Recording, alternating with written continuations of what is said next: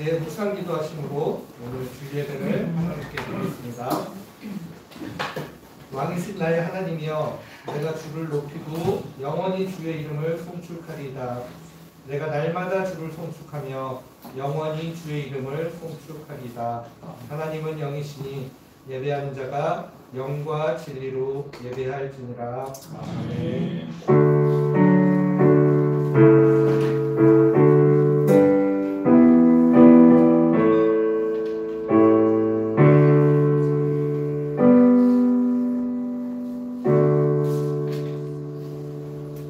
왕이신 우리 하나님 아버지, 왕으로 우리 예배 가운데 임하여 주시옵소서. 우리의 가장 큰 기쁨은 주님의 이름을 높이고 그 이름을 찬양하는 것입니다. 우리를 다스리시는 주님 앞에 순종으로 응답하는 우리의 예배 되게 하여 주시옵소서.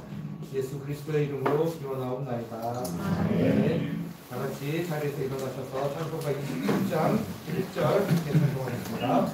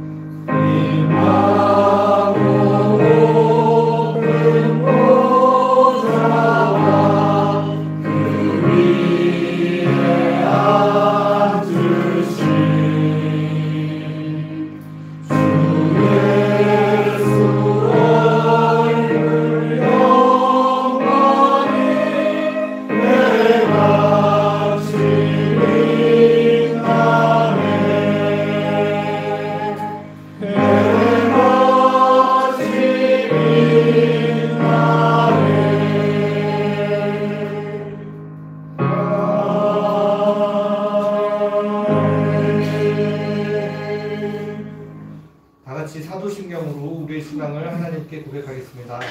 나는 전능하신 아버지 하나님 천지의 창조주를 믿습니다. 나는 그의 유일하신 아들 우리 주 예수 그리스도를 믿습니다. 그는 성령으로 잉태되어 동정녀 마리아에서 나시고 본디오 빌라도에게 고난을 받아 십자가에 못 박혀 죽으시고 장사된 지 사흘 만에 죽은 자 가운데서 다시 살아나셨으며 하늘에 오르시어 전능하신 아버지 하나님 우편에 앉아 계시다가 거기로부터 살아있는 자와 영생을 심판하러 오시리라. 나는 성령을 믿으며 거룩한 공교회와 성도의 교제와 죄를 용서하는 것과 몸의 부활과 영생을 믿습니다. 아멘. 예배에 나오신 성도님들을 환영합니다. 함께 앉으셔서 다 같이 찬양 드리겠습니다.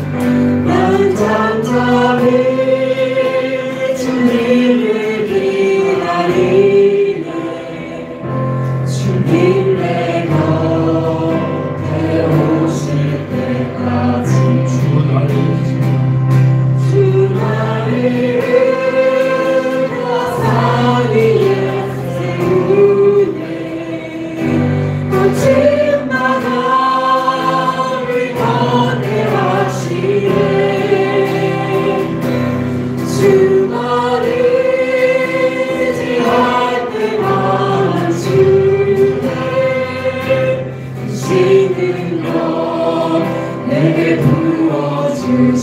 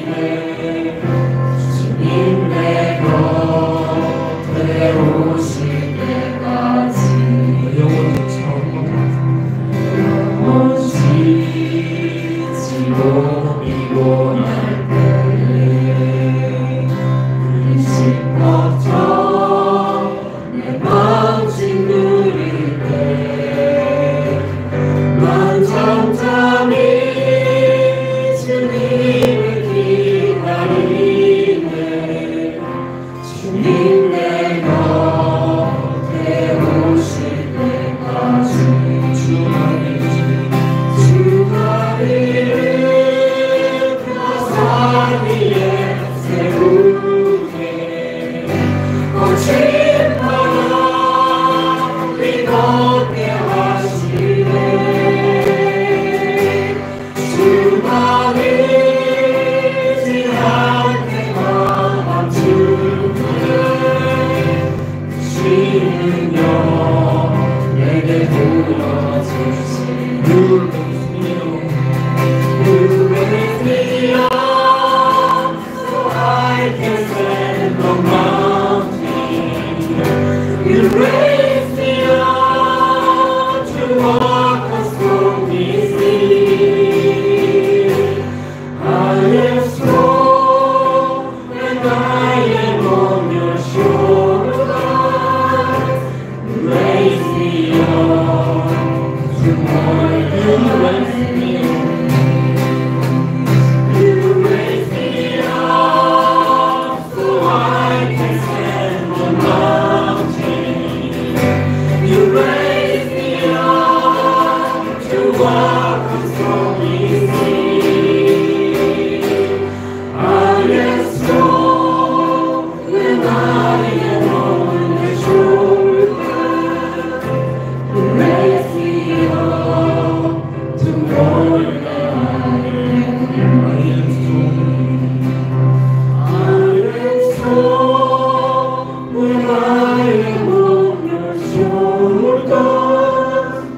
you raise me up.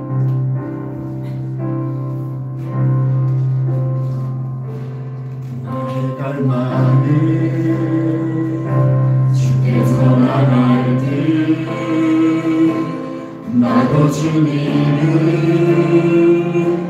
온전히 아는 것 나의 갈망은 주가 사랑하는 나도 주님은 사랑하는 것 나의 갈망은 주께서 날 알듯 나도 주님은 온전히 아는 것 나의 갈망은 주를 사랑하는 나도 주님은 사랑하는 것 주 얼굴 보게 하소서 주보다 하소서 주님의 눈에 비춰진 아름다운 몸이 주 모든 것 주셨으니 주 영상 받기 위하여 나의 모든 것을 주님께 드립니다.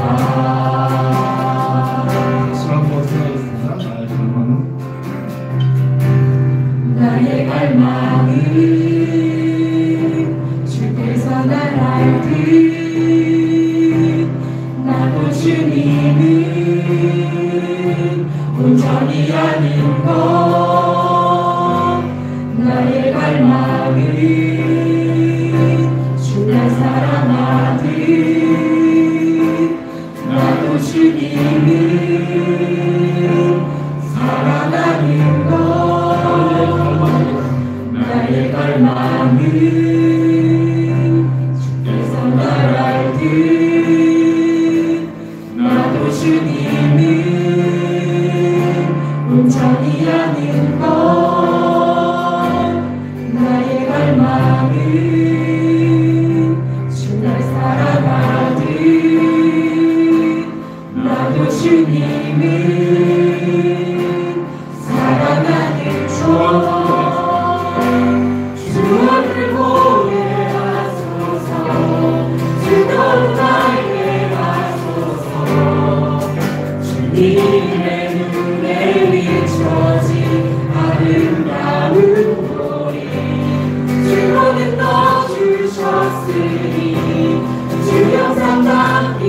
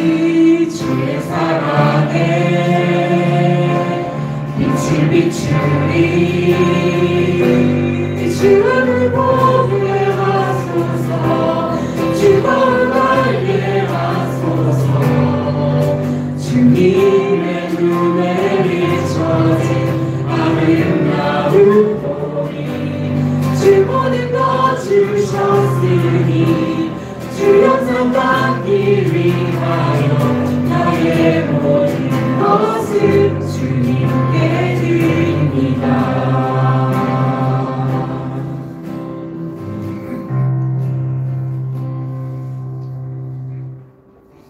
마지막 찬양드리겠습니다.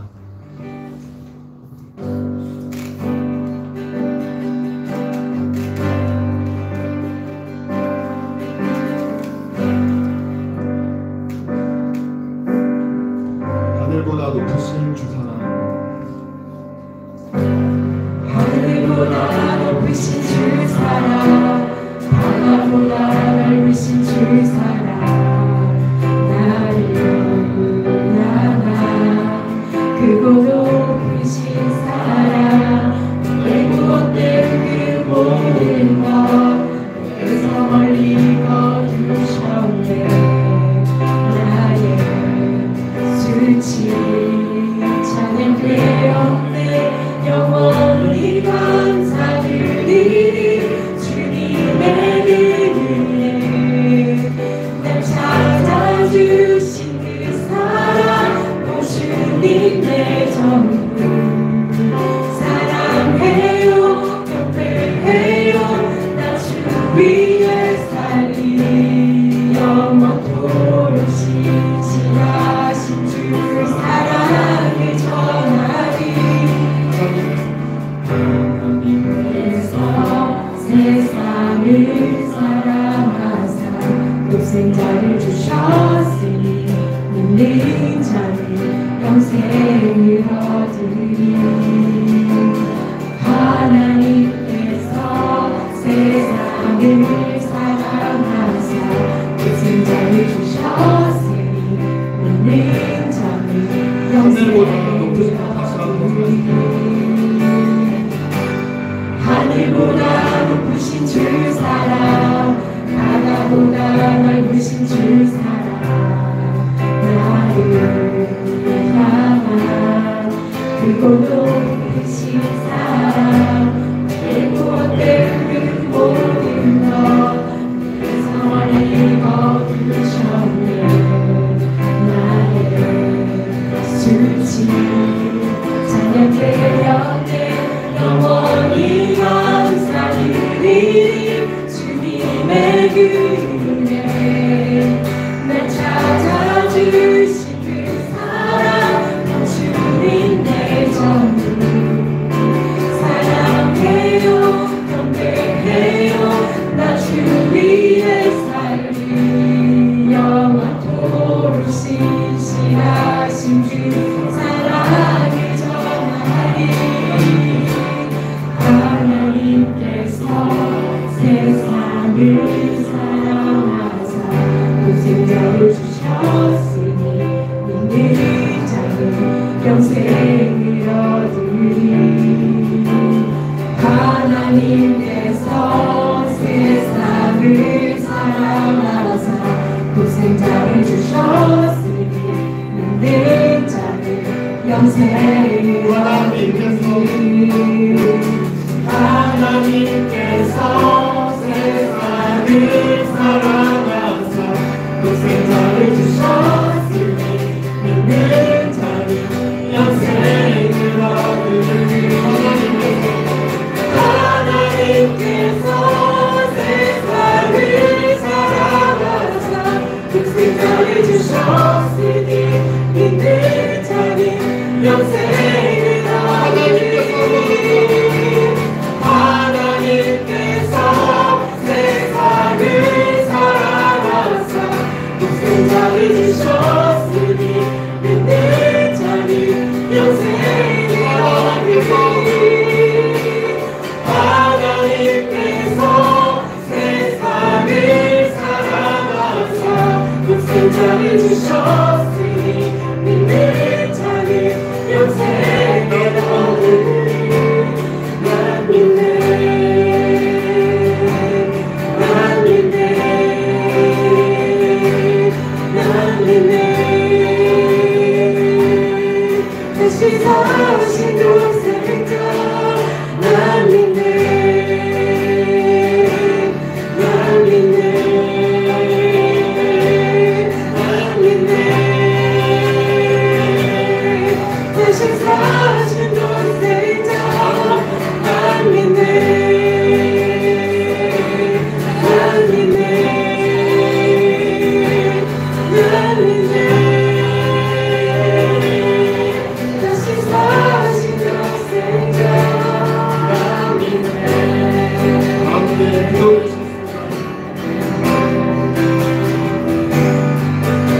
감사로 하나님께서 살려주시다. 내 삶에 은혜를 주시고 우리를 이 자리에 불러서 하나님과 교제하게 하시고 행복케 하시고 하나님을 찬양합시다. 우리가 찬양의 가사만큼 사랑하지 못하지만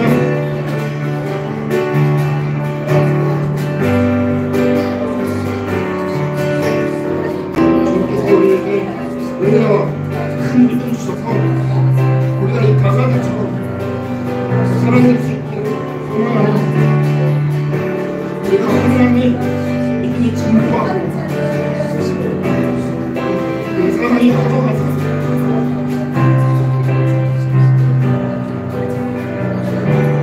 우리의 갈망이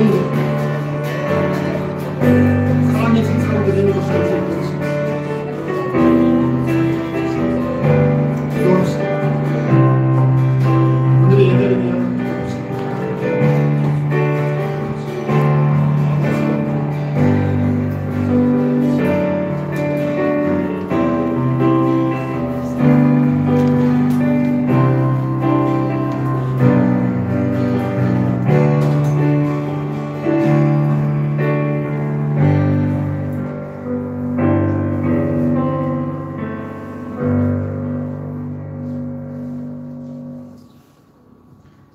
사랑하는 하나님 아버지, 오늘 거룩한 주일을 맞아 다시금 하나님 앞에 나올 수 있도록 인도해 주셔서 감사드립니다.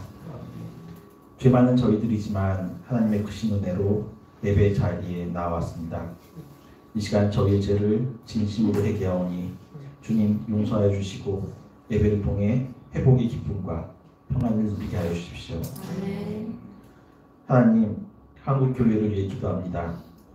지금 한국교회는 많은 이들에게 실망과 거부감을 주며 혐오와 경멸의 대상이 되고 말았습니다. 가난하고 어려운 이웃과 함께하기보다는 기득권을 붙잡으려 하고 사랑으로 섬기기보다는 남을 판단하고 정죄하는 교만한 모습으로 비춰지고 있습니다. 심지어 거짓된 정보를 유포하여 차별과 증오를 조장하고 불의한 권력을 옹호하는 죄로 지목받고 있기도 합니다. 주님, 한국교회가 죄악에서 돌이키게 하시고 거짓을 분별하는 지혜를 주셔서 진정으로 예수님의 길을 따르게 하여 주십시오. 줄이고 병든 이들을 불쌍히 여기시며 그 누구도 예면하지 않으셨던 예수님을 기억하게 하시고 모두에게 멸시받던 세례와 창녀마저도 품으셨던 주님의 사랑을 신천하게 하여 주십시오. 오히려 분노와 책망은 하나님을 이용하여 자신의 이스독을 챙기는 이들에게 향하셨던 예수님의 모습을 본받아 진리 가운데 정의를 바르게 행하는 교회가 되게 하여 주십시오. 하나님, 세상의 기술은 나날이 발전하고 삶은 더욱 풍요로워지는 듯하지만 여전히 많은 사람들이 가난과 배고픔에 시달리고 있으며 전쟁과 질병으로 고통받고 있습니다. 이러한 현실을 볼 때마다 너무나도 안타깝고 마음이 무겁습니다. 때로는 인간의 탐욕과 불평을 탓해보지만 하나님, 이 땅의 고통과 슬픔을 어떻게 해결해야 할지 저희는 알지 못합니다. 주님, 저희를 불쌍히 여기시고 이 세상을 구원하여 주십시오. 저희가 늘 깨어있도록 도와주시고 주변의 어려운 이들에게 관심을 기울이며 그들을 위해 기도하고 기꺼이 도움의 손길을 내밀 수 있도록 인도하여 주십시오. 저희를 주님의 일하시는 도구로 사용하여 주시고 주님의 사랑을 실천하는 자들로 살아가게 하여 주십시오. 하나님, 저희 가운데도 주님의 도우심이 필요한 이들이 많습니다. 이 예배 가운데 하나님께서 임재하셔서 죄로 인해 애통하는 자들에게 용서를 베풀어 주시고 수고하고 지친 이들에게 위로를 주십시오. 병으로 고통받는 이들을 치료하여 주시고 생을 도하여 주십시오. 또한 하나님의 뜻대로 살기를 결단하는 이들에게 용기와 힘을 주시어 세상 속에서 주님의 빛과 소금으로 살아가게 하여 주십시오. 주님, 저희를 사랑하시어 구원하여 주시고 이 예배 가운데 만나 주심을 감사드립니다. 예수님의 이름으로 기도드립니다. 아멘.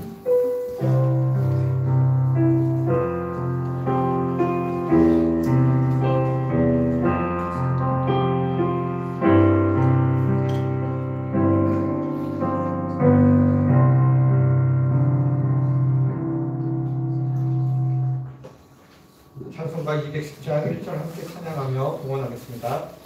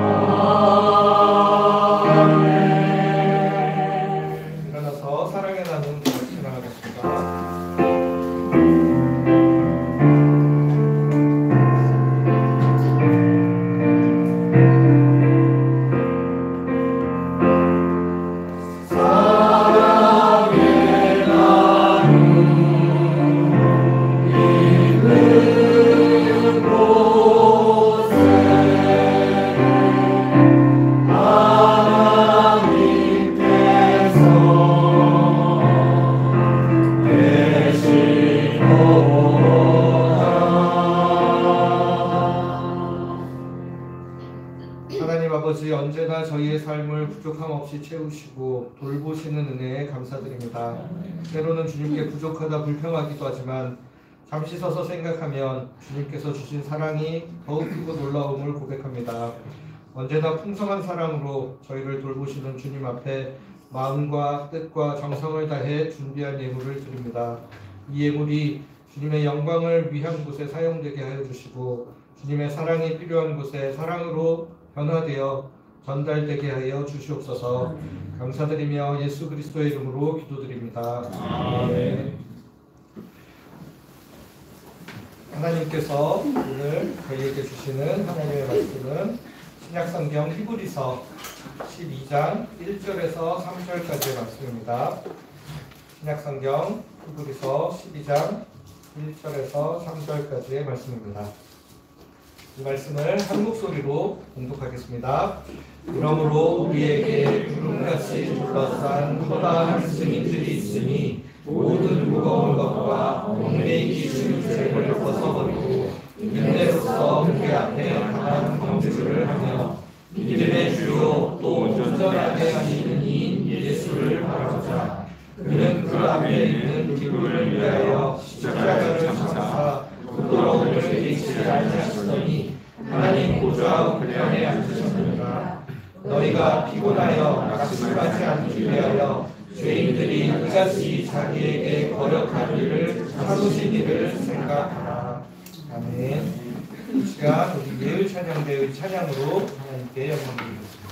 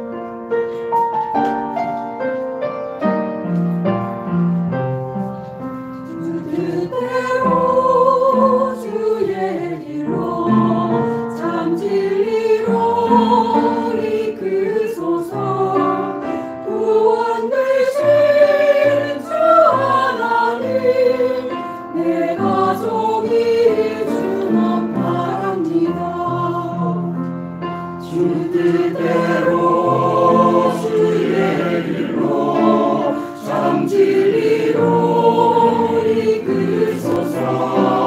구원 되신 주 하나님 내가 조리 주만 바랍니다. 내가 조리 바랍니다. 내가 조리 주만 바랍니다. 내가 조리 바랍니다. 내가 조리 주만 바랍니다.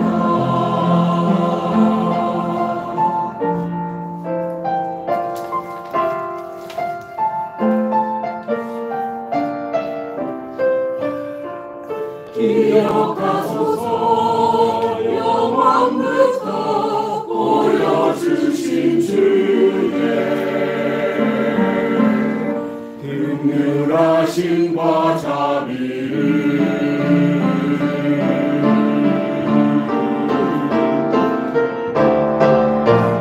극률하심과 자비를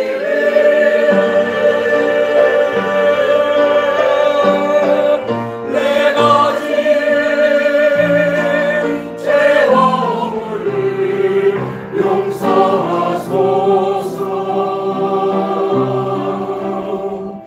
선하신 사랑으로 인도하소서.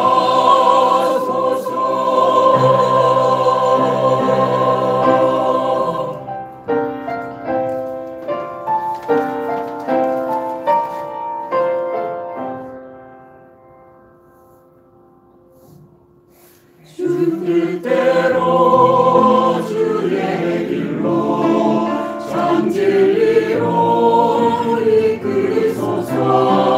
구원 되신 주 하나님 내가 종일 주만 바랍니다. 내가 종일 바랍니다. 내가 종일 주만 바랍니다. 내가 종일 바랍니다. 내가 종일 주만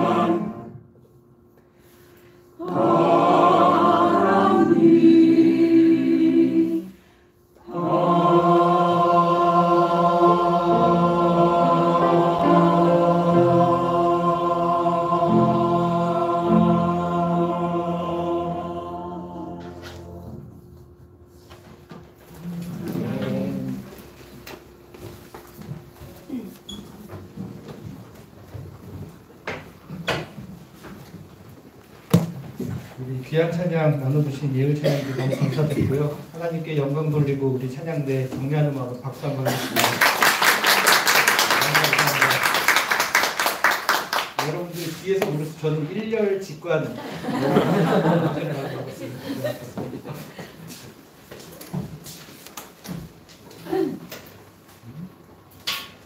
제가 지난 1월에 교회 부임하며 모든 성도들이 삶에서 생명의 기쁨을 누리도록 돕는 것을 저의 중요한 목회 지침으로 삼겠다고 말씀드렸습니다. 이를 위해 구체적으로 어떤 부분에 좀 중점을 두고 싶은지 그동안 무엇과 무엇 사이에서라는 주제로 몇 차례 말씀을 나눴습니다. 아직 이 주제로 말씀을 더 많이 나눠야 하지만 너무 길어지면 늘어지기 때문에 오늘 설교로 일단 사이에서 시리즈 시즌 1을 마무리하고 나중에 기회가 되면 또 다시 이 주제로 말씀을 나누려고 합니다. 이 사이에서가 굉장히 중요한 주제인 이유는 우리가 예수 그리스도의 은혜로 거듭난 하나님의 자녀이지만 또 하지만 아직 완성된 존재들은 아니기 때문입니다. 그렇기 때문에 어느 한쪽만 강조하고 이것만 중요하다라고 하는 태도는 자칫 편협한 신앙으로 빠질 위험이 있습니다. 우리가 이상을 향해 가되 현재 우리의 위치가 이상과 현실 사이 어느 지점에 있다는 것을 솔직하게 인정하면서 끊임없이 무엇과 무엇 사이에서 줄타기를 하듯 균형을 이루며 살아가야 한다는 것입니다. 이상만 너무 강조하면 자신과 타인을 끊임없이 정죄하게 되고, 그렇다고 현실에 안주하며 타협하려고만 하면 우리의 신앙이 성장하지 못하고 또 이 사회와 세상도 변하지 못하는, 심할 경우 제자리 걸음만 해도 다행인데 심한 경우에는 퇴보하는 경우들도 생길 수 있게 되기 때문입니다. 이렇게 이상과 현실 사이에서 줄타기 하듯 살아야 하는 우리 상태를 잘 표현하는 말 중에 하나가 오늘 설교 제목인 이미와 아직 사이에서라는 말입니다. 예수 그리스도께서 이 땅에 오심으로 하나님의 나라가 이미 임하였습니다. 하지만 아직 완성되지는 않았습니다. 예수께서 다시 오시는 그때 비로소 완성될 것이라고 이야기하는 것을 표현하는 말이 바로 이미와 아직 사이에서 살아가는 성도의 삶이라는 것입니다. 따라서 우리 성도들의 삶을 이미와 아직 사이에서의 삶으로 표현을 하는 것이 꽤나 적절한 표현이라고 할 수 있습니다. 오늘 저희가 함께 읽은 히브리서 12장 1절에서 3절까지의 말씀은 이런 이미와 아직 사이의 삶을 살아야 하는 이 성도들의 삶을 경주에 비유하고 있습니다. 마치 출발선에서 결승점을 향해 달려가는 마라톤 경주처럼 신앙인으로서의 삶을 어떻게 잘 살아낼 수 있을지 가르쳐주는 본문이 바로 오늘 본문이라고 할 수 있겠습니다. 이 말씀을 통해 이미와 아직 사이에서 살아가는 우리 삶의 여정을 돌아볼 수 있는 시간이 되기를 바랍니다. 오늘 함께 나눌 히브리서 말씀은 어떻게 보면 참 신비한 성경 말씀이라고 할 수 있습니다. 학자들이 굉장히 많이 연구를 하는데 저자가 누구인지 정확히 알지 못합니다. 그리고 다른 성경에서 일반적으로 쓰이는 단어나 인물들 외에 굉장히 새로운 단어, 새로운 인물들이 등장하기도 합니다. 겉으로는 뭔가 불확실하고 어려워 보이기도 하지만 또 이 히브리서 성경을 자세히 읽어가다 보면 그동안 우리가 파편적으로 알고 있던 신앙 지식들이 마치 퍼즐을 맞춰지는 것처럼 잘 정리되며 명확하게 이해되는 느낌을 받을 수 있게 되기도 합니다. 여러분들 제대로 안 읽어보셔서 무슨 말인지 잘 모르겠습니다. 자세히 알고 보면, 저도 이제 신학 공부를 하면서 배경도 알고 이래저래 알고 보니까 이게 굉장히 체계적이고 훌륭한 성경이구나라는 것들을 많이 배워가게 됩니다. 특히 구약 성경을 또 열심히 읽어서 배경 지식을 더 많이 알고 있으면 있을수록 예수 그리스도를 통해 나타난 하나님의 신비한 구원 섭리에 감탄하지 않을 수 없게 됩니다. 그리고 이제 히브리서 후반부로 가면 이제 10장 19절부터를 일반적으로 후반부로 보고 있는데 우리 삶에 대한 권면들이 주로 기록이 되어 있어서 마치 한편의 훌륭한 설교문을 읽는 듯한 인상을 받을 수 있기도 합니다. 오늘 저희가 함께 나눌 히브리서 12장 말씀은 10장 19절부터 이어지는 히브리서 후반부의 맥락에서 현실의 삶을 인내하며 견디라는 권면을 주고 있습니다. 특히 우리의 인생을 경주에 비유하여 설명하고 있습니다. 이러한 인내에 대한 권면은 히브리서를 읽어야 하는 독자들이 처한 상황을 잘 보여주고 있습니다. 그러니까 이제 히브리서라는 일종의 서신서, 편지 곳곳에 이 편지를 읽을 사람에 대한 상황을 간접적으로 내비치며 그렇기 때문에 여러분들 이러셔야 합니다라는 이야기들을 군데군데 찾아내면 히브리서를 읽는 독자들은 어떤 상황이었겠구나라는 걸 잘 짐작할 수 있다는 거죠. 히브리서 10장 32절부터 39절 말씀에 또 이런 상황들이 잘 표현이 되고 있는데 32절과 39절을 제가 한번 읽어보도록 하겠습니다. 같이 한번 읽어볼까요? 시작. 전날에 너희가 빛을 받은 후에 오늘의 큰 싸움을 견디려고 것을 생각하라. 우리는 뒤로 물러가 망망할 자가 아니요 오직 영혼을 구원하에 이르는 이름을 가졌습니다. 여기 이제 너희가 빛을 받은 후에 고난의 큰 싸움을 견뎌낸 걸 생각해봐라. 그리고 우리는 뒤로 물러갈 자들이 아닙니다 라고 이야기를 하고 있습니다. 그러니까 이 말씀이 무엇을 의미하고 있냐면 이미 먼저 하나님의 큰 은혜를 받은 성도들이 여러 가지 삶의 고난, 신앙의 고난이 찾아오니까 그 믿음이 흔들리고 있다는 겁니다. 심지어는 신앙을 버리고 돌아서고 싶을 지경에 이른 사람들이 이야기들이 굉장히 많이 있었기 때문에 제가 여기 언급하지 않은 이야기들이 히브리서 6장이나 이런 데 보면 굉장히 많이 등장하고 있습니다. 이들의 신앙이 크게 흔들린 데는 이유가 있습니다. 여러분들도 이유가 있어야 흔들리지 밑도 끝도 없이 그렇지 않는 것처럼 이분들이라고 뭐 특별히 이래서 그런 게 아니라 다 이유가 있었다는 거죠. 초기 그리스도인들이 여러 가지 박해를 받으며 신앙생활 하신 이야기들은 여러분들이 많이 알고 계실 겁니다. 근데 이제 이 초기 그리스도의 신앙을 하고 있는 이 신앙인들과 우리의 차이는 이 초기 그리스도인들은 어떤 걸 굳게 믿었냐면 예수님께서 분명히 다시 오시겠다고 약속을 하셨는데 그 약속이 자기 살아생전에 분명히 반드시 이루어질 거라는 것을 굳게 믿고 있었습니다. 제가 여러분들 살아계시는 동안 예수님 다시 오실 거라고 굳게 믿고 계시는 분 거의 없을 거라고 제가 너무너무 확신을 하고 있습니다. 최소한 나 죽을 때까지 남아줄 거라고 생각하고 계시죠. 근데 이쪽이 그리스도인들은 그렇지 않았다는 거예요. 분명히 금방 오신다고 하셨기 때문에 그 금방이 최소한 나 살아있는 동안은 될 거다라고 생각을 했기 때문에 이런 고난과 박해가 있었을 때도 초반에는 그래 예수님 곧 오신다고 하셨으니 한번 잘 견뎌보자. 그래서 여러분들 성경 말씀도 사실은 예수님이 돌아가시자마자 30년 40년 때부터 바로 기록된 게 아니에요. 사실은 이게 이 사람들은 어차피 조만간 오실 거라고 생각했기 때문에 이런 예수님에 대한 복음서 같은 문서들을 굳이 남길 필요가 없었기 때문에 초반에는 안 남기고 있다가 근데 시간이 지나면 지날수록 분명히 오신다고 했는데 안 오시는 거예요. 안 오시니까 이 박해받는 것도 너무 힘들고 이거 혹시 뭐 잘못된 거 아닌가? 내가 혹시 잘못 믿고 있나? 이러면서 믿음이 흔들리는 사람들이 나타나고 그래서 이 고난 때문에 배교하고 그냥 신앙을 버리는 사람들 그럼에도 불구하고 믿음을 지켜야겠다고 하는 사람들은 분명히 나 살아있는 동안 오실 줄 알았는데 안 오시니까 후대에 예수님에 대한 기록을 남겨야 되겠다 해가지고 또 이런 복음서들이 기록되었던 상황들이 있었다라는 겁니다. 그러니까 이런 배경을 이해하고 히브리서를 읽으면 히브리서를 더 잘 이해할 수 있게 된다는 겁니다. 상황이 이러니까 히브리서 저자들은 성경 곳곳에서 좀만 더 참아보자, 좀만 더 인내해보자 라고 성도들을 계속 격려하고 있는 겁니다. 그래서 히브리서 10장 37절에도 하박국 2장 3절에 기록되었던 말씀을 인용하면서 잠깐 후면 오시리가 오시리니 지체하지 아니하시리라 이렇게 이야기하면서 한 번 더 예수님 그래도 곧 오시지 않겠냐 우리 한 번 더 참아보자. 히브리서 저자도 사실 잘 모르는 거예요. 사실 정확한 때와 시간을 모르니까 그래도 우리 성경에 약속이 있었으니 우리 좀 더 기다려보자 이렇게 권면을 하고 있는 겁니다. 그러면서 이제 히브리서 11장으로 가면 여러분들 너무나 잘 아는 믿음장이라고 하죠.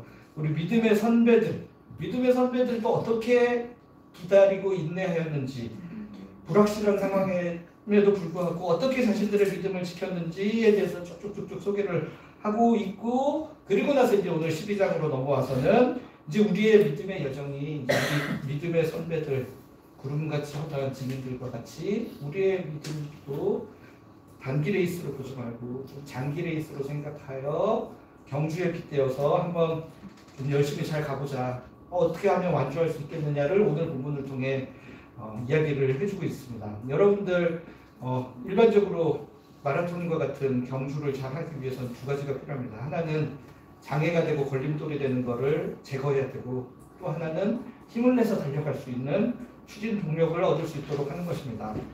오늘 본문에서도 장애를 제거하는 방법 한 가지, 그 다음에 우리가 힘을 내서 더 잘 갈 수 있는 추진 동력을 얻을 수 있는 것 두 가지를 우리에게 소개해주고 계십니다.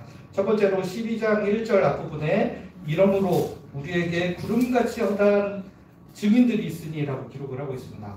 히브리서 기자는 앞선 11장에서 제시하였던 믿음의 선진들이 바로 우리가 인내로서 믿음을 이어가야 할 증인들이 되어주고 있다라고 이야기하고 있습니다.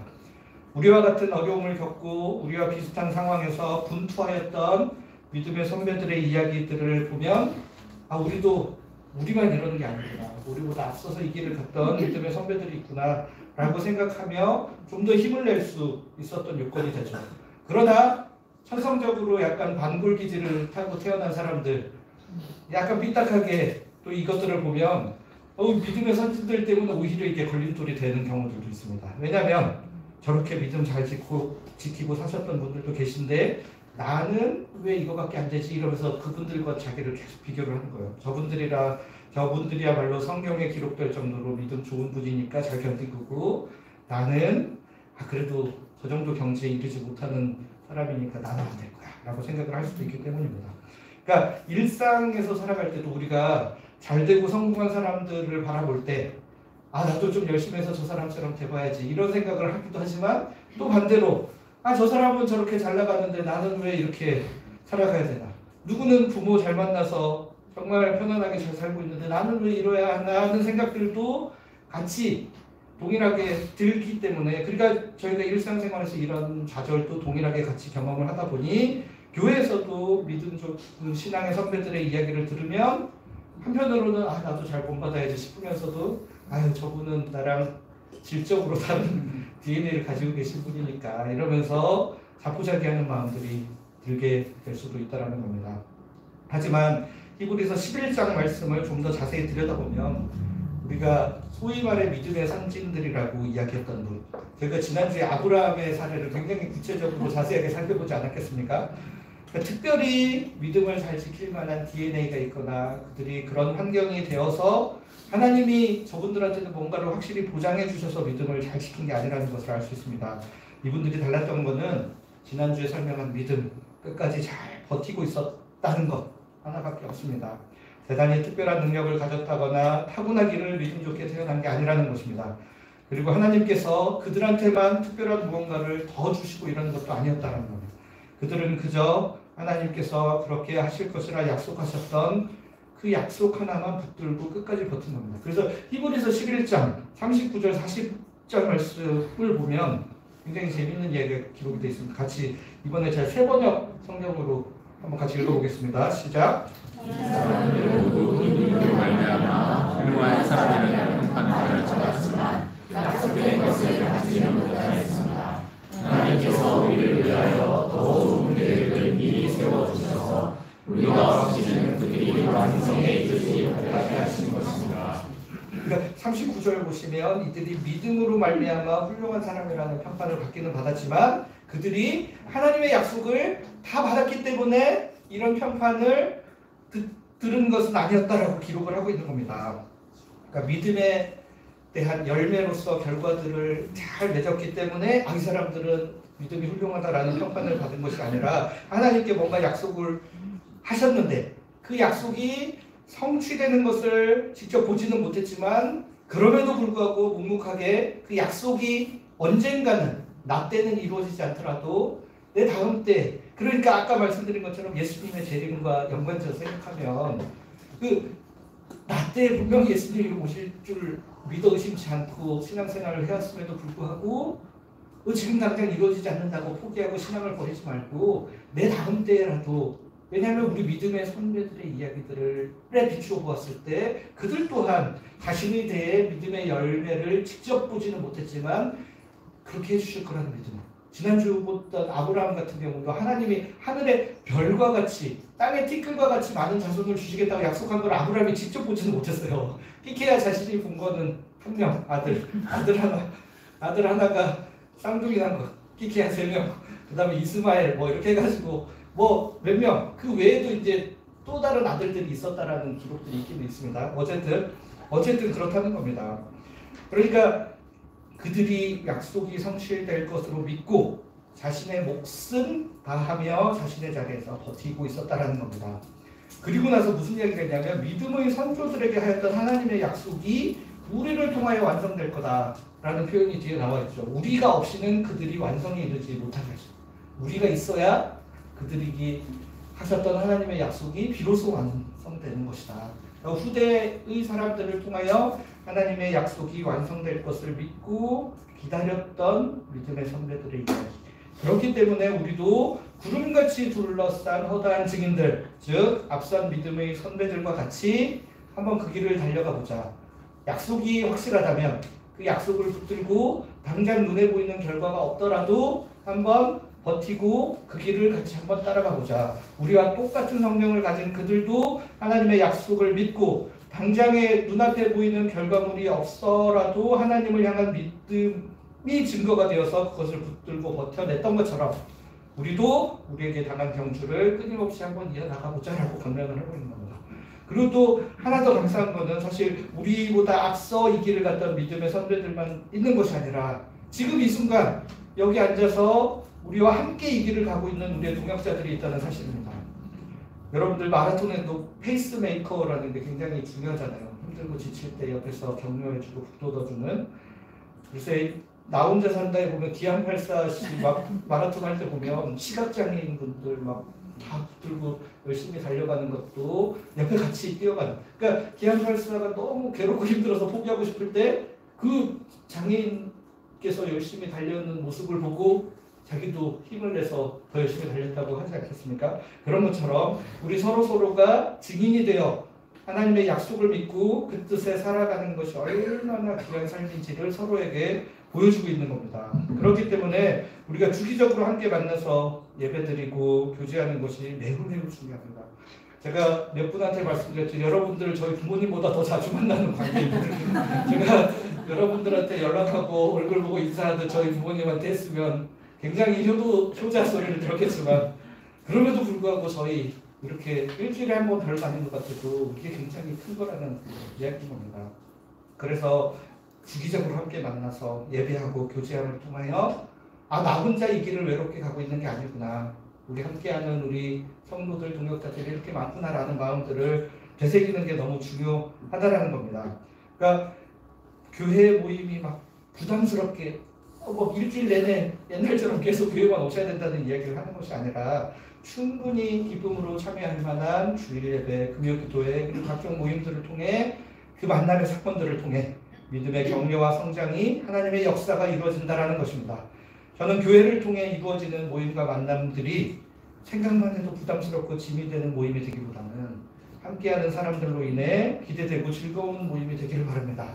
여러분 어제 대청소할 때도 굉장히 즐겁더라고요. 그러니까 사람이 많고 적은 게 중요한 게 아니라 있는 사람들끼리 서로 으쌰으쌰 청소만 해도 이렇게 기쁘고 행복한데 우리가 만나서 우리 삶을 나누고 하나님 나라에 대한 이야기와 소망을 가질 수 있으면 그 모임들이 얼마나 기쁘고 좋은 모임들이겠냐라는 기대감을 가지고 여러분들이 교회에서 하는 모임에 참여하시면 좋겠다는 겁니다.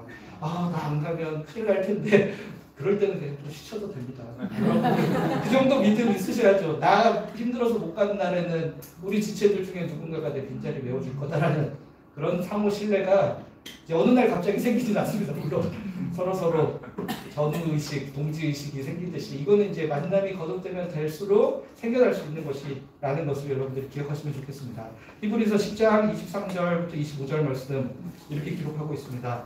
또 약속하신 이는 믿으시니 우리가 믿는 도리의 소망을 움직이지 말며 굳게 잡고 서로 돌아보아 사랑과 선행을 격려하며 모이기를 패하는 어떤 사람들의 습관과 같이 하지 말고 오직 권하여 그날이 가까움을 볼수록 더욱 그리하자.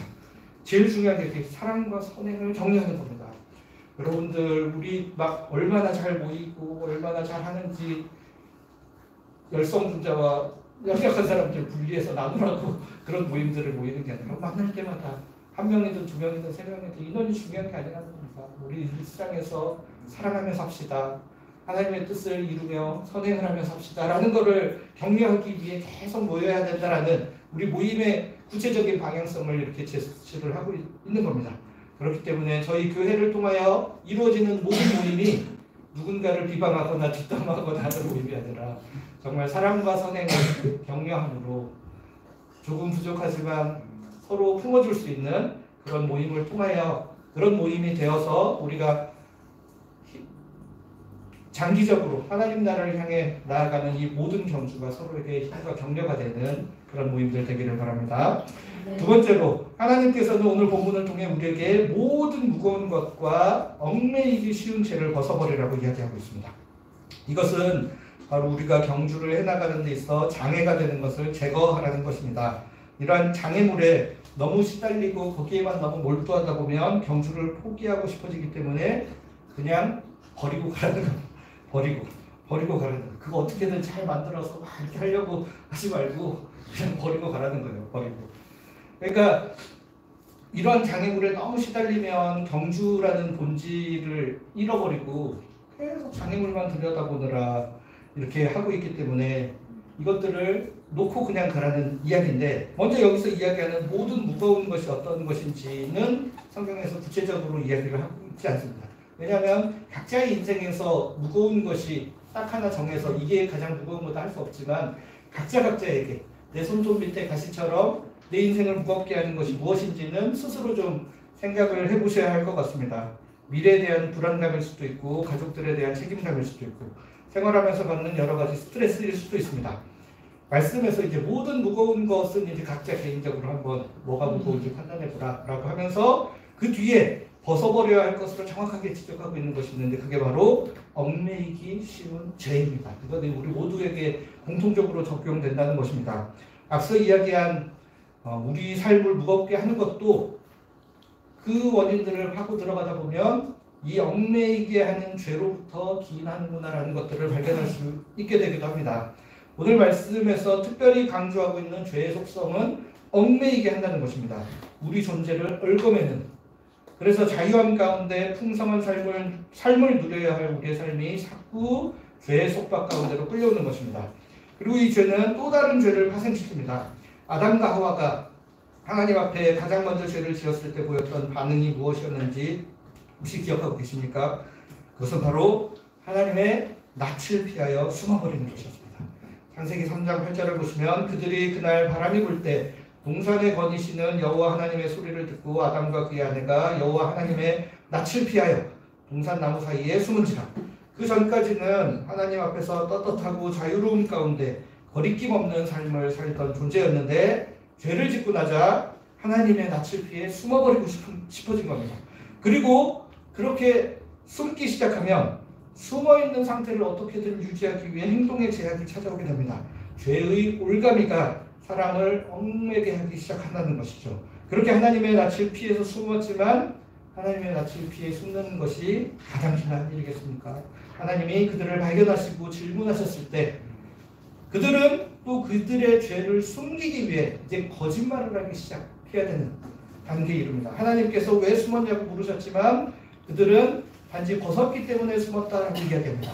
하나님께서 따먹지 말라고 하셨던 선악을 알게 하는 나무 열매를 따먹고 하나님의 낯을 피해 숨었는데 그거에 대해서는 전혀 언급하지 않습니다. 그래서 하나님께서 또 구체적으로 지적을 하시죠.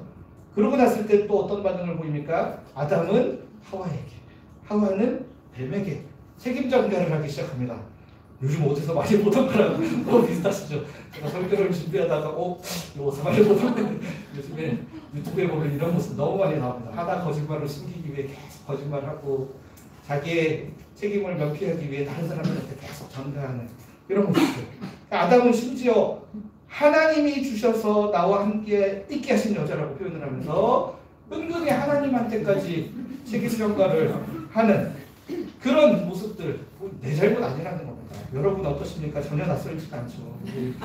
TV에서 보던 것뿐만 아니라 우리 모습들도 한번 돌아보라는 우리가 죄를 지었을 때 그거 들통나면 너무 민망하고 부끄러우니까 숨기고 싶어가지고 거짓말하고 또 그 거짓말이 사실이라는 걸 입증하기 위해 또 다른 거짓말을 이게 바로 얽어매는 거 계속 얽매여가지고 거기에 구속이 돼가지고 자유롭게 하지 못한 거짓말하지 않는 사람들은 자유롭게 뭔가 잘못된 게 나와도 다시 한번 다 확인해봐라 내가 실수했나 보다 이렇게 이야기하고 넘어가는데 거짓말하는 사람은 그걸 숨기기 위해서 또 다른 거짓말을 계속하면서 거기에 딱 꽁꽁 묶여가지고 이러지도 저러지도 못하는 상황들 끊임없는 여죄들을 양산하며 그것으로 하여금 얽매게 만든다는 겁니다. 근데 이렇게 뭔가 이게 죄라는 걸 알고 뭔가 숨겨야지 이렇게 거짓말해야지라고 하는 사람보다 더 악질이 있는데 그거는 죄를 지고도 당당한 사람들이고 죄를 지고도 이걸 죄라고 전혀 생각하지 않는 그런 사람들. 이 디모데전서 4장 2절을 보면 이런 사람들을 양심이 화인 맞은 사람들이라고 표현합니다. 양심이 불로 찢어져가지고 아무런 기능을 못하는 사람들이라고 표현을 하고 있죠. 그러니까 남들도 다 이렇게 하는데 나 이 정도만 하면 괜찮은 거다 생각하고 사는 거예요 그냥. 그러면서 죄에 대해 너무 당당하고 아무 거리낌이 없는 사람들이 있습니다. 이렇게 당당하게 그냥 나는 거리낌이 없으니까 이런 사람들한테는 얽매임이 되지 않는 걸까요? 아닙니다. 그 죄에 대한 무감각함이 바로 이 사회를 병들게 만드는 겁니다. 아무런 죄책감 없이 정당한 이윤 추구하고 합리화하면서 행했던 많은 일들, 그리고 남들 다 하니까 괜찮다면서 아무런 거리낌 없이 했던 것들이 결국에는 부메랑이 되어서 우리 인류 전체를 위협하는 여러 가지 우리를 겨냥하는 화살이 되어 다른 모습으로 그 사람의 삶을 얽매이게 만들고 있다는 것을 우리가 기억해야 합니다. 그렇기 때문에 우리가 마라톤과 같은 장거리 인생길을 달려가는 데 있어서 모든 무거운 것, 특히 우리를 얽매이게 하는 많은 죄를 벗어버려야 합니다. 죄를 벗어버리기 위해 무엇보다 우선하여 아까 말씀드린 것처럼 죄에 대해 무뎌진 우리의 양심을 회복해야 됩니다. 예수 믿는 사람들도 굉장히 예수님께 기도하면 용서해 주시겠지 하는 마음으로 굉장히 가볍게 그래서 이브리서 12장 뒷부분에 보면 너희들이 죄와 싸우되 피 흘리기까지는 대적하지 않았다 라고 표현을 하고 있거든요. 그만큼 절실하게 이 죄에 대항하여 무언가를 하려고 하지 않았다라는 이야기들을 하고 있습니다. 그렇기 때문에 우리 양심을 회복하여 죄에 대해 좀 더 민감한 마음을 갖는 게 중요한데 히브리서 9장 14절, 10장 22절에 이렇게 기록하고 있습니다. 하물며 영원하신 성령으로 말미암아 흠없는 자기를 하나님께 드린 그리스도의 피가 어찌 너희 양심을 죽은 행실에서 깨끗하게 하고 살아계신 하나님을 섬기게 하지 못하겠느냐. 우리가 마음의 뿌림을 받아 악한 양심으로부터 벗어나고 몸은 맑은 물로 씻음을 받았으니 참 마음과 온전한 믿음으로 하나님께 나아가죠. 예수 그리스도의 피가 우리의 양심을 죽은 행실에서 살아나게 하셨습니다. 그렇기 때문에 예수 그리스도의 피를 우리 마음에 뿌리. 이게 무슨 말이냐면 예수 그리스도의 십자가의 은혜를 주기적으로 묵상하며 그것에 대해 예민한 반응을 보여야 한다는 겁니다. 그리스도께서 우리의 죄를 위하여 십자가에 죽으신 것이 얼마나 큰 대가 지불이었는지를 생각을 하면 우리의 양심이 깨어날 수밖에 없다는 이야기를 하는 겁니다. 그리고 그 깨어난 양심에 비추어 우리의 죄를 낱낱이 하나님 앞에 고하여 자백하고 용서를 구해야 합니다. 그리하면 하나님께서 예수 그리스도의 십자가로 인하여 우리를 용서해 주신다고 말씀하고 계십니다.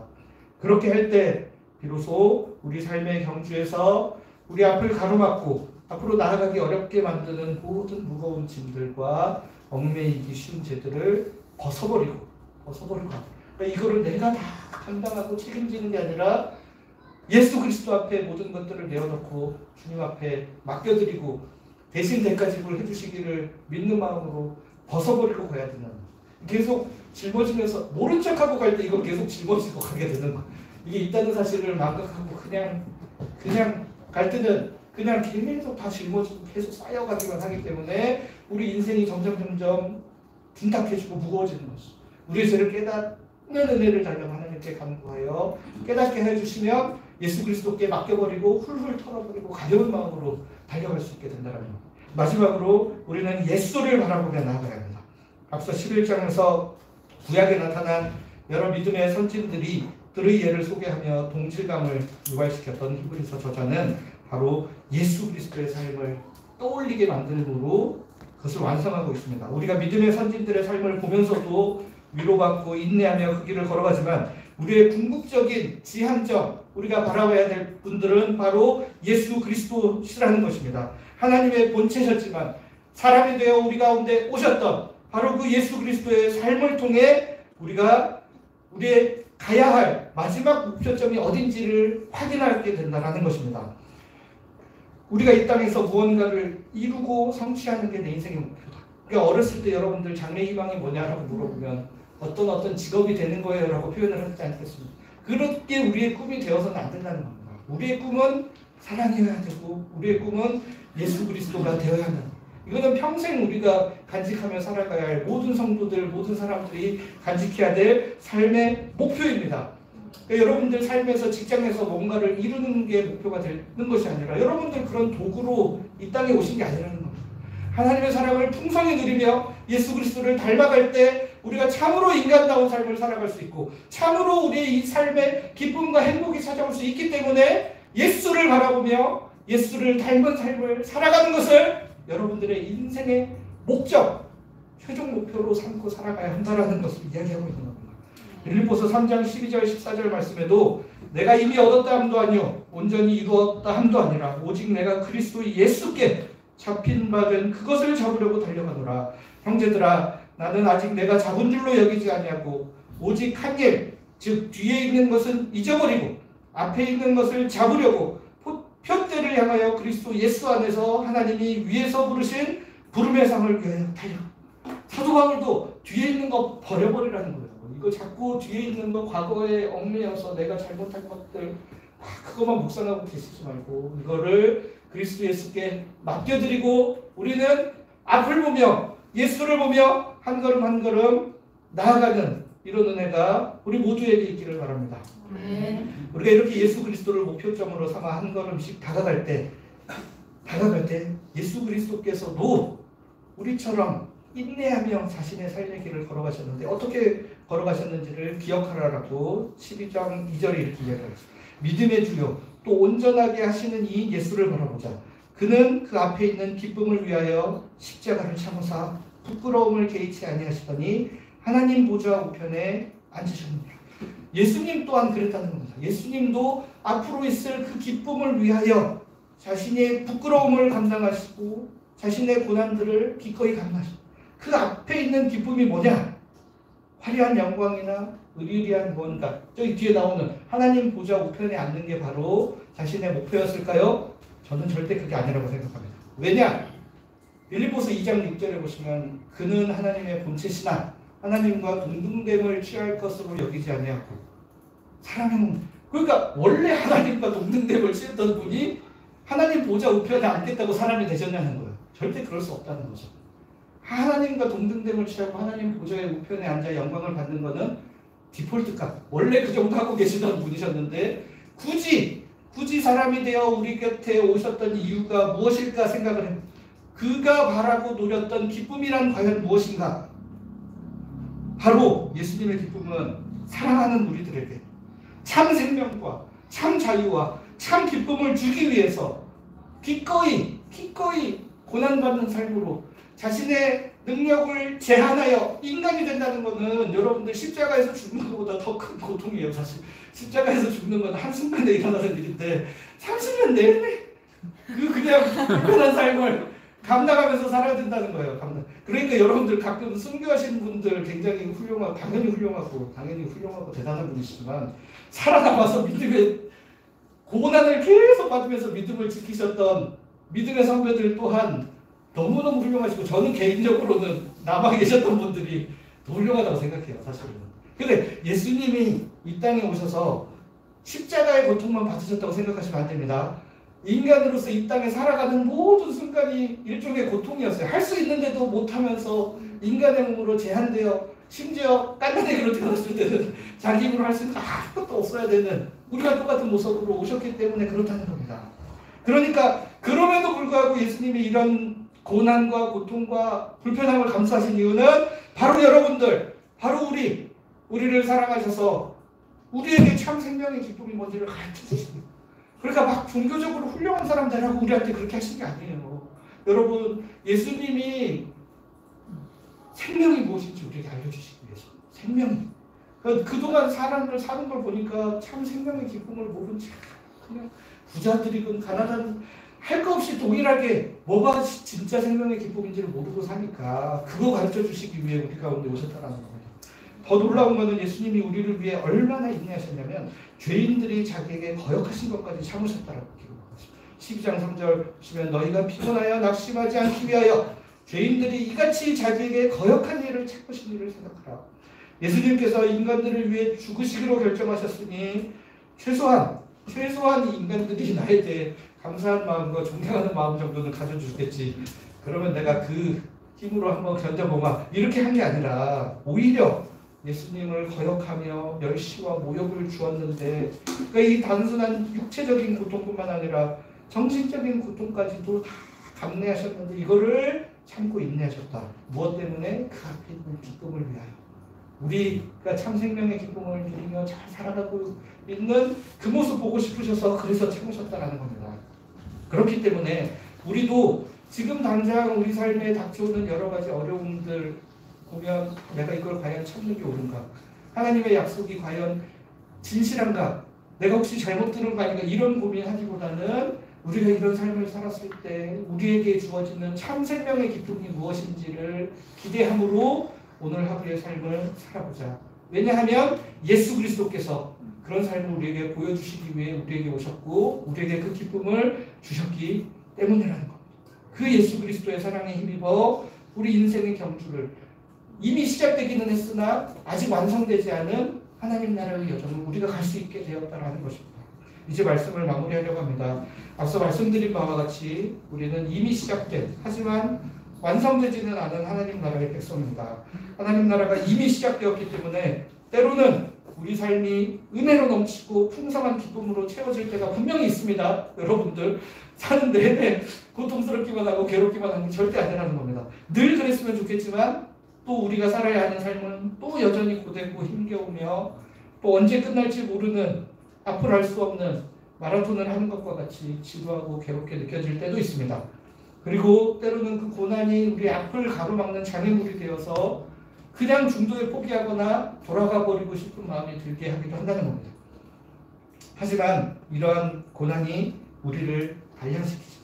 의와 평강의 열매를 향하여 인도한다라고 히브리서 12장 5절부터 11절까지 이야기를 하고 있습니다. 그리고 12절 13절을 이렇게 마무리하고 있습니다. 같이 한번 읽어보겠습니다. 시작. 여러분 나른한 손과 이까지 무릎을 일으켜세우고 똑바로 걸으십시오. 그래서 절름거리는 다리로 하여금 뛰지 않게 하고 오히려 낫게 하십시오. 우리 인생이 너무 힘들고 고단하니까 그냥 쓰러져서 좌절하고 넘어져 있지 말고 일어나라는 이야기 하기 전에 저는 구체적으로 이렇게까지 표현을 한 게 너무 재밌다. 피곤한 손과 연약한 무릎을 일으켜. 그러니까 여러분들 바로 진입부에 하기 어려우시면 일단 무릎에 힘이라도 한번 넣어보라고 말씀하고 계십니다. 일단 무릎에 힘을 넣어서 일어날 수 있겠나 없겠나 그거부터 시작하라고 우리에게 이렇게 말씀하고 계십니다. 그렇게 하다 보면 하나님께서 우리를 뛰지 않게 낫게 하여 주실 거다 라고 말씀하고 계십니다. 그러니까 완벽하게 일시에 모든 것들을 바로 잡아서 바로 세팅하려고 하기보다 일단 손과 무릎에 힘 넣는 것처럼 할 수 있는 작은 것부터 시작을 해보라 하는 겁니다. 그러니까 어떻게 해야 될까? 과연 내가 잘 걸을 수 있을까? 염려하느라 그냥 걱정만 하고 있기보다는 일단 할 수 있는 무릎에 힘 넣는 것부터 해보면 주님께서 우리를 또 책임지고 이끌어 주시겠다라고 말씀하고 계십니다. 그렇게 무릎에 힘을 넣은 후 예수 그리스도를 바라보며 똑바로 걸어가는 것입니다. 우리를 얽매이게 하는 죄를 벗어던지고 먼저 그 길을 걸어갔던 수많은 믿음의 선배들의 격려를 받으며 그리고 함께 그 길을 가고 있는 우리 예수마을 성도님들의 손을 붙들고 예수 그리스도를 향해 걸어나가는 우리 모두가 되었으면 좋겠습니다. 기도하겠습니다. 하나님, 저희가 예수 그리스도로부터 시작된 하나님 나라 백성으로 부름받았으나 여전히 저희의 삶은 고되고 힘듦으로 가득 차 있습니다. 주님께서 저희에게 맡기신 삶의 여정을 주님 바라보며 걸어가게 하여 주시옵소서. 구름같이 허다한 증인들의 격려 속에 함께 손잡고 이 길을 걷는 성도들과 함께 걸어가는 저희들 되게 하여 주시옵소서. 주님께서 이 교회를 인생 여정의 동반자로 사용하여 주시고 모든 성도들의 삶에 주님을 향해 걷는 기쁨이 충만하게 하여 주시옵소서. 예수 그리스도의 이름으로 기도드립니다. 아멘. 우리 자리에서 일어나셔서 파송의 찬양 드리겠습니다.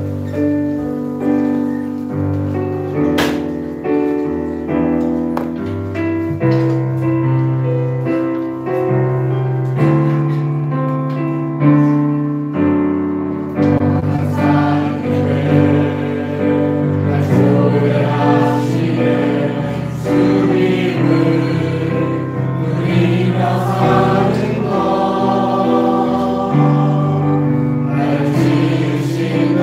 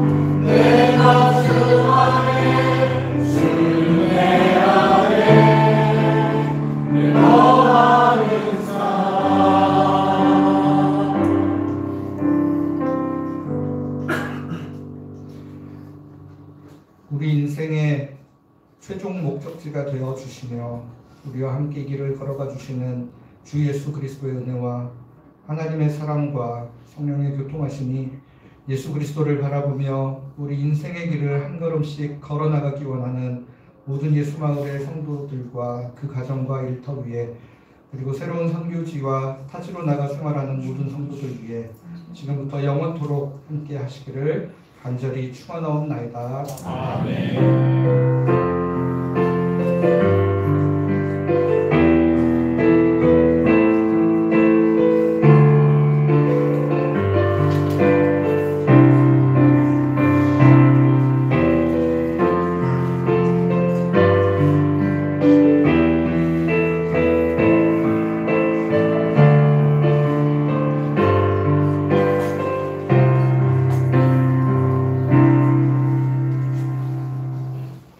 교회 소식 전하도록 하겠습니다. 오늘 예배 자리